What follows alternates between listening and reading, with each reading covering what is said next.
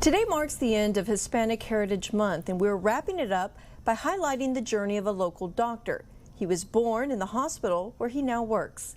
Here's Channel 5's Monica de Anda. It's pretty funny because actually I was born at Knapp Medical Center many years ago. This is where Dr. Heriberto Alanis took his first breath. But little did he know he'd be treating patients here decades later. Yes. So let's go take a look at you. Okay, why don't you go ahead and sit up for me, please? You listen to your lungs and your heart. It's kind of great being able to practice here in the same hospital where I was born. But this wouldn't be possible if it wasn't for sacrifices Alanis made along the way, starting with those made by his parents. My parents were born in Mexico, and then they immigrated over to the United States of America, and my three brothers and I were born here in the States. Dr. Alanis grew up in Elsa, and it was here at Ed Couch Elsa High School where his dream of becoming a doctor first began.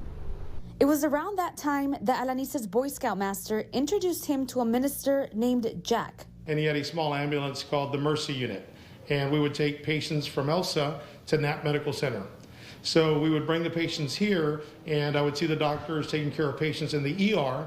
The experiences inside that small ambulance motivated Alanis to pursue a career in the medical field, specifically in emergency medicine. There's a couple of times in a person's life where a doctor can make the difference between life and death, and that's why I chose emergency medicine, because I wanted to be there to be able to make a difference in a person's life. Alanis went on to obtain his medical degree from the University of Texas Medical Branch at Galveston before doing his residency in Boston. Eventually, he came back to the Valley to be closer to family, and for the past 20 years, just hold your breath for me now. He served the community he grew up in, and although his mom has since passed away, Alanis knows she's smiling down on him. She was very happy and very proud of me. Knowing the sacrifices his parents made were worth it. We're just going to take a look at the conjunctiva, guys, and see if it does not appear to be pale. Monica de Anda, Channel 5 News at 6.